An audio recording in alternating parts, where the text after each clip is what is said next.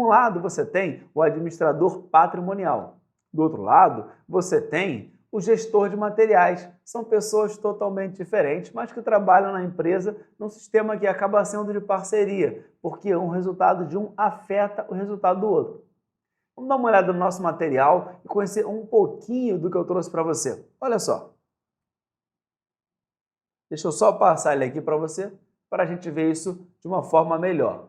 Imagina o seguinte, essa administração patrimonial que você está vendo, ela é bem tranquila. Por que ela é bem tranquila? Vamos dar uma olhada na tela para a gente, vamos conversar um pouquinho. Eu vou ler para você o que está ali, só para você acompanhar comigo o raciocínio. Depois eu comento contigo. A administração de materiais moderna, ela é conceituada e estudada como um sistema integrado em que diversos subsistemas próprios interagem para construir um todo organizado. Para tudo, olha para mim direto, esquece o que está escrito no texto e foca só em mim. Eu vou te explicar um pouquinho sobre isso, depois eu continuo. Dentro da administração de materiais, eu tenho o setor de compras da empresa, eu tenho o setor de estoque da empresa, eu tenho o almoxarifado, eu tenho a produção, a distribuição, o transporte. Esses são os subsistemas principais que está sendo citado para você. Aí você já coloca do lado no teu material, vai lá e escreve, pega lá e bota assim, ó, tá vendo? Os subsistemas organizados, você puxa para o lado e bota transporte, produção, distribuição, almoxarifado, compras, planejamento de materiais, coloca isso lá do lado, vai lá, bota do lado do teu material, para ele ficar um pouquinho mais completo. Aí eu vou continuar a leitura para a gente. Destina-se a dotar a administração dos meios necessários ao suprimento de materiais imprescindíveis ao funcionamento da organização. Ou seja, espírito de luz, foque em mim, espírito de luz. O que você tem que saber? Não quero todo tipo de material. Por quê? Primeiro conceito, vamos lá. Pega o teu salário todo e compra tudo que você quer comprar para sua casa. Depois você paga as suas contas como? De jeito nenhum, né? Não vai conseguir pagar. Sabe por quê? Porque todo o seu dinheiro estava investido naquele estoque que você comprou para sua casa. Por isso que a empresa deixa bem claro que é comprar o material que é imprescindível. E não comprar qualquer coisa ou sair comprando tudo em grande quantidade. Cuidado, para tudo tem uma estratégia. Vamos lá. No tempo oportuno, na quantidade necessária, na qualidade requerida e o menor custo. Você tem que pegar lá agora e sublinhar esses itens aí, ó.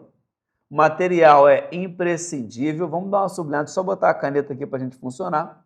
Vamos falar, sublinha, material imprescindível, sublinha. No tempo oportuno, na quantidade, na qualidade e no custo. O custo é sempre o menor. A qualidade é a qualidade desejada. Além da qualidade desejada ser o ponto importante, vou te dar um exemplo.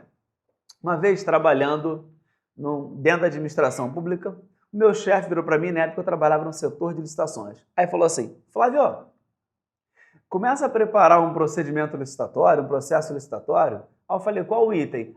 Eu preciso de folha, aquela resma de papel A4. Eu falei, beleza.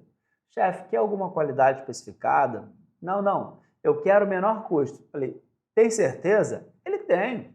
Sentei no computador, mandei e-mail para ele, ele confirmou, ok, é isso mesmo. Ele não especificou nenhuma qualidade. Uma empresa vencedora foi uma empresa do Ceará. Essa empresa vencedora, o que ela fez? Mandou tudo o que a gente comprou, a gente recebeu, pagamos. Quando o usuário, que é o nosso cliente interno, ia lá no almoxarifado, falava, eu quero uma resma de papel A4. A gente pegava a resma e dava para ele. Sabe o que acontecia quando ele fazia isso? Ele levava a resma para o setor dele e botava ou na impressora ou na máquina de fazer fotocópia, naquela máquina de xerox. Dava atolamento. Por quê? Porque quando você rasgava, você percebia que todas as folhas estavam grudadas, parecia que tinha uma cola absurda ali. Aí, primeiro ponto, posso devolver todos os itens? Não. Por que eu não posso devolver os itens? Simples, porque eu não especifiquei qualidade. Era papel A4 barato, tinha lá papel A4 barato, mas uma merda. Mas tinha lá. Você vê para nada. O que a gente teve que fazer? Uma parte, eu liguei para o fornecedor e falei com ele, olha, me ajuda, recebe metade de volta, pelo menos para eu não tomar um prejuízo tão grande, e depois eu posso voltar a comprar contigo. Senão, eu vou começar a inviabilizar quando você quiser participar de algum certame. Alguns critérios eu vou colocar mais, você não vai conseguir participar. Aí ele, não, Flávio, tranquilo, eu vou te ajudar, recebo metade e você me paga só daquela metade. Falei, ok. Já tinha feito uma parte do pagamento, faltava outra, cancelei uma outra parte. Só paguei por aquilo. E aquelas folhas que eu fiquei, para não jogar todas fora, eu tive que usar uma técnica que é de aquecer as folhas primeiro. Nesse processo de aquecimento, algumas soltaram, outras não, para que ela pudesse ser utilizada. Olha o trabalho que deu, só porque eu não coloquei a qualidade desejada. Então, nesse ponto, ó, no tempo oportuno, por quê? Porque eu não tenho o local apropriado para estocar tudo o tempo inteiro. Muitas vezes, você compra um lote inteiro e recebe parcelado. Mas recebe parcelado porque você acha melhor. Imagina que você pegasse e fizesse aquela compra do mês inteira.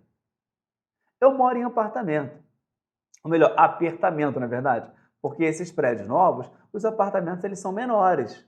E no prédio, no apartamento que eu moro, eu não tenho um espaço tão grande para aquela despensa. Eu não faço compra do mês. Eu faço uma compra semanal. Por quê? Para não ter que abastecer aquele armário inteiro e ficar aquele abarrotado. Não, vai colocando de pouquinho em pouquinho. Isso é questão de tempo oportuno. Não dá para você comprar tudo de uma vez. Vai gastar com a manutenção do estoque, vai gastar com espaço, vai gastar com a mão de obra, então economiza. Quantidade necessária, que é a quantidade que eu preciso. Se não me entregar a quantidade necessária, de nada serve. Na qualidade requerida e no menor custo. O menor custo é um ponto importantíssimo, porque ninguém quer pagar caro. Você quer pagar caro em alguma coisa? Eu não quero. De jeito nenhum. Por isso que às vezes eu evito de comprar um item ou outro, quando eu acho que o preço está superfaturado. Somente pago quando eu acredito que tem uma relação boa, tanto para a minha empresa quanto para a empresa fornecedor. Tempo oportuno e quantidade necessária acarretam, se mal planejados, além de custos financeiros indesejados, lucros cessantes, ou seja, o lucro vai ser curto e o custo financeiro vai ser um custo muito alto. Por quê? Porque eu planejei errado, porque foi no tempo errado e na quantidade errada. Se me entregar a mercadoria depois do tempo que eu pedi, eu posso ficar sem estoque para atender o meu cliente.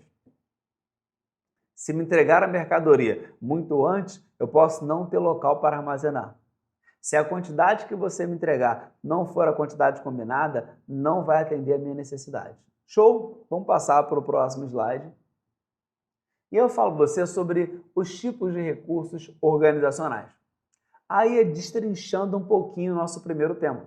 De forma geral, a existência de uma organização envolve 4 ingredientes: indivíduos, recursos, tarefas e objetivos comuns. Esses são os 4 ingredientes que a gente vai trabalhar. A ideia geral é o seguinte: indivíduos que fazem uso de recursos e coordenam suas tarefas para atingir objetivos comuns. Mas, Flávio, o que é um recurso? Cuidado, porque assim, recurso em si, na organização, eu tenho recursos humanos, materiais, financeiros, tecnológicos, mas a gente vai focar nos recursos materiais. Recursos humanos, que são as pessoas, não é o foco da nossa aula, porque essa aula não é de gestão de pessoas. O que são recursos em si? Em geral, são meios empregados por uma organização para alcançar os objetivos, para a realização dos objetivos. São as ferramentas que servem de base para o desempenho organizacional. Logicamente, os recursos por si só não determinam como será a atuação organizacional. Então não adianta você falar para mim assim: olha, Flávio, recurso por si só, se for muito bom, ou seja, se você tiver a melhor matéria-prima para produzir, significa que vai produzir bem? É claro que não. Pega o melhor ingrediente e dá para um cara que não sabe cozinhar, fala para ele: vai lá, tu vai fazer o melhor bolo da vida. Não vai dar certo. Pega a melhor matéria-prima e manda o cara fazer daqueles produtos, manda o cara assim: fabrica um carro. Eu não vou saber nem por onde começar. Então, o recurso, por si só, não diz como vai ser a atuação da organização. Outros fatores também são importantes durante esse processo. Os recursos, eles podem ser divididos em 2 categorias: tangíveis e intangíveis. Toda vez que falar tangível, você pensa, tem corpo. Intangível não tem corpo. Você quer ver um exemplo de intangível? Isso aqui, ó, dá uma olhada aqui, ó. Sejures, tá vendo? Sejures concurso público. Isso é a marca da empresa. É um recurso que ela tem, que tem valor, mas não tem corpo.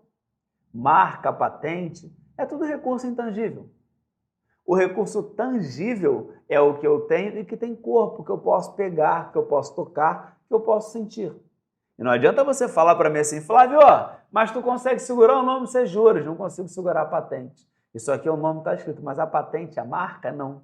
Vai muito além disso. E muitas vezes a patente tem um valor muito maior do que o próprio recurso que é corpóreo, que é aquele recurso tangível. Olha só o que está escrito no nosso material.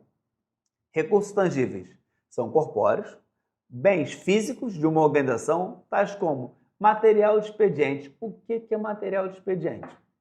Caneta, papel, lápis, borracha, saco de lixo, essas coisas, material de uso diário. Bota do ladinho lá. Material de expediente é igual a material de uso diário. Maquinário da organização, material de limpeza, etc. Agora, quando ele é intangível, são incorpóreos, ou seja, não tem corpo. São os bens imateriais ou não físicos, que não tem corpo. Tais como conhecimento. O conhecimento que você tem, que eu tenho, é um recurso? Sim. É um recurso que eu posso acessar constantemente e utilizar? Sim. Agora, tem corpo físico? Não tem. Conhecimento, patente, logomarca registrada, reputação no mercado. A imagem da empresa no mercado tem um valor absurdo. No mundo que a gente vive hoje, no mundo globalizado, você não acredita que a imagem tem valor? Tem. A imagem tem um valor e esse valor da imagem é um dos pontos mais importantes para a empresa. Não adianta nada ter os melhores professores do mercado se a tua empresa não tem uma imagem positiva. Não adianta nada uma organização ter os melhores profissionais, o melhor processo. Porém, a imagem da empresa é ruim. Quer ver um exemplo? A reputação da empresa no Reclame Aqui é um ponto importante. Sabe o que é Reclame Aqui? É um sitezinho que tem na internet. Aí muitas pessoas, inclusive eu, antes de comprar qualquer produto ou qualquer serviço, vou lá e vou acessar o Reclame Aqui para ver a reputação daquela empresa. As empresas hoje, elas estão muito preocupadas com aquilo. Então elas buscam resolver os problemas existentes, inclusive no Reclame Aqui, para gerar o quê? Uma reputação positiva da empresa. Show? Vamos passar. Aí eu falei para você, tipos de recursos organizacionais, humanos, financeiros, materiais, tecnológicos, informação e outros. Show? Agora, o decreto 99658 de 1990, no seu terceiro artigo, ele vai além do que eu falei. Ele vai arrolar alguns exemplos do que seriam recursos materiais em órgãos públicos. Muitos assuntos da aula de hoje são extraídos desse decreto. Outros extraídos do livro de outros autores, como, por exemplo, do livro do Viana, do livro do Marco Aurélio Dias e de outros profissionais, ok? Aí vamos dar uma olhada. De acordo com o decreto 99658, material é uma designação genérica de equipamentos, componentes, sobressalentes, acessórios, veículos em geral, matérias-primas e outros itens empregados ou passíveis de emprego nas atividades das organizações públicas, federais, independente de qualquer fator, bem como aquele oriundo de demolição ou desmontagem, aparas, acondicionantes, embalagens e resíduos economicamente aproveitáveis. Destarte subentende-se que a legislação supracitada, quando trata de material, refere-se a dois tipos, bem permanentes e bens de consumo. E é sobre esse material permanente e esse material de consumo que a gente vai bater um papo. Imagina o seguinte, se você comprou uma geladeira para a tua casa, aquela geladeira maneira, você foi lá, vou comprar uma geladeira. Aí você comprou a geladeira para a sua casa. Essa geladeira ela tem uma durabilidade estimada de até 2 anos ou superior a 2 anos. Se for superior a 2 anos, é permanente. Se for até 2 anos, é consumo. É a primeira separação que eu quero que você faça. Qualquer material que tenha vida útil até 2 anos, mantendo as condições físicas, as características físicas. Porque não adianta, claro, durou até 2 anos, mas vem cá, dá para usar? Não, porque ele não tem mais condições físicas. Putz, não vale. Então, posso falar que um carro é um material permanente? Sim, porque se o teu carro não durar 2 anos, meu irmão, para com isso, não serve mais de nada. Tu comprou um carro que não dura 2 anos, joga esse lixo fora. O carro é zero, não durou 2 anos, acabou, pô. Uma casa. Ah, Flávio, casa é bem móvel ou bem imóvel? É bem imóvel e o carro é bem móvel. Eu citei 2 itens. Depois a gente fala sobre isso. Bem móvel, bem industrial. Depois a gente bate um papo sobre isso. Calma um pouquinho. Só quero que você entenda o seguinte. Um computador que você comprou tem vida útil superior a 2 anos? Mantendo as condições e as suas características físicas. Tem. Celular. Ih, Flávio, celular tá difícil, hein? Celular 1 ano já foi embora. Quem disse que o celular com 1 ano está com problema? Ninguém disse isso. Ele pode dar problema até com menos tempo de 1 ano. Mas, já bem da verdade, telefones hoje, inclusive geladeira, televisão, essas coisas que você compra, não tem mais a vida útil que tinha antigamente. Mas não quer dizer que não vai ser superior a 2 anos. Por exemplo, minha avó. Minha avó Lourdes, ela tinha uma geladeira, até pouco tempo atrás na casa dela, do ano em que eu nasci. 1984. Aquela geladeira que tem a porta vermelha, lembra aquela porta vermelha antiga? Isso. A geladeira funcionava melhor do que a que eu tinha em casa. Gelava para fazer gelo absurdo aquilo ali, mas consumia uma energia louca. Antigamente, os bens, eles eram feitos para durar muito mais do que hoje. Hoje existe uma campanha de troca todo tempo. As empresas têm que vender. Aí, se o teu aparelho não dá defeito, ela muda todo o design. A própria fabricante muda o design. Um ano a geladeira é branca, no outro ano é vermelha, no outro ano ela é prata, no outro ano ela é preta. Para que isso? Para estimular você a aumentar o consumo, já que aquele material é considerado permanente, porque ele tem vida superior a 2 anos. Beleza? Agora, material de consumo é diferente. A vida dele é limitada a 2 anos. E ele perde as características físicas dele de ser utilizado nesse período. Vamos dar uma lida no nosso texto.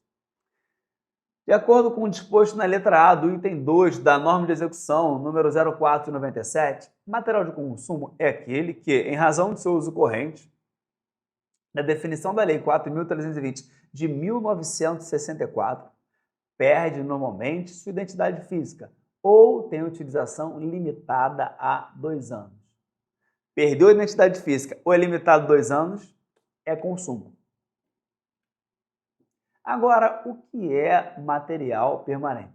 Material permanente, de acordo com o disposto na letra B do item 2 da norma de execução número 0497, é aquele que, em razão de seu uso corrente, não perde a sua identidade física ou tem durabilidade superior a 2 anos. Então, você já viu o que é permanente e o que é consumo. Está dentro do que eu falei com você?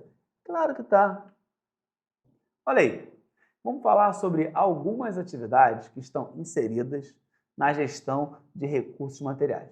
Por exemplo, Gonçalves, no seu livro, em 2007, ele, de forma didática, faz o agrupamento das atividades que são inerentes à gestão de materiais em 3 nichos principais, ou seja, em 3 grupos principais. Que não significa, antes que você pare para pensar, Flávio, é só isso? Não, não é só isso. Pelo amor de Deus, Espírito de Luz, olha para cá. Não é só isso. Isso são as 3 atividades principais. E eu vou falar sobre gestão de compras? Vou. Gestão de centro de distribuição, que é o que a gente chama de CD popularmente no dia a dia? Sim. Gestão de estoques? Também. Então, só para você entender, o que é a gestão do centro de distribuição? Trata do recebimento, armazenagem, distribuição e a movimentação de materiais. Então, desde a hora que eu recebo o item, faço a conferência, armazeno, depois eu vou distribuir para quem é necessário e essa distribuição vai gerar uma movimentação de materiais. Isso eu chamo, sim, de gestão do centro de distribuição. Agora, quando eu falar para você sobre gestão de estoques, eu falo, espera aí, estoque é outra coisa. Análise de custos de estoque, quanto me custou comprar essas mercadorias? Quanto me custou manter essas mercadorias armazenadas? Quanto eu gastei na mão de obra para tratar da mercadoria que estava armazenada? Fala da previsão de consumo, de como eu faço para prever o consumo dos itens, se eu uso média móvel ponderada, se eu vou usar alguma estratégia de predileção, previsão, o que eu vou fazer? Operacionalização dos sistemas de reposição do estoque, inventários de estoque, que refere-se muitas vezes àquela contagem física, apuração dos indicadores como giro e cobertura de estoques, entre outros.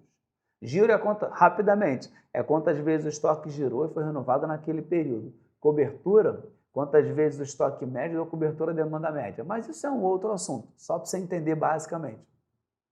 E o que faz a gestão de compras? Primeiro ponto é tirar da tua cabeça que compras é uma atividade que não está na gestão de materiais. Ela está, sim, na gestão de materiais. Cuidado! Gestão de compras trata de identificar o fornecedor? Sim, faz sim um processo de identificação do fornecedor. Pesquisa de preços? Também pesquisa o preço do fornecedor. Faz negociação com o mercado? Também faz negociação. Licitações, olha, a administração pública faz muito, mas também pode ter a compra direta, que é por dispensa ou inexigibilidade de licitação. Eu não vou entrar nesse critério de licitação, não dou aula de administrativo não, pelo amor de Deus. Vá perguntar a outro professor de administrativo, não entra comigo nisso não. Mas está ali no processo de compras? Sim, está. Acompanhamento de pedidos e liquidação e etc. Sim. Então, compras vai ver tudo isso, desde a hora que eu consigo identificar quem é o meu fornecedor daquele item, ou os fornecedores que fornecem aquele item, que produzem aquele item, faço uma pesquisa de preços entre eles, negocio para ver qual vai obter para mim o melhor preço, na quantidade desejada, na qualidade requerida, e vai me entregar no tempo oportuno. A partir daí, dessa negociação, eu faço um processo de licitação, ou posso negociar e comprar direto, se for administração privada. Posso comprar diretamente também através da administração pública por dispensa ou inexigibilidade. E vou fazer o acompanhamento de cada pedido que foi elaborado. Acompanhar para que ele seja entregue de acordo com o que foi feito. E, por fim, faço o que a gente chama de liquidação. Nesse vídeo, o que é que você viu? A gente falou sobre o que é gestão de materiais e sobre o que é material para começar a tirar a tua dúvida de acordo com o teu edital. Beleza? Um abraço e a gente se vê num outro vídeo.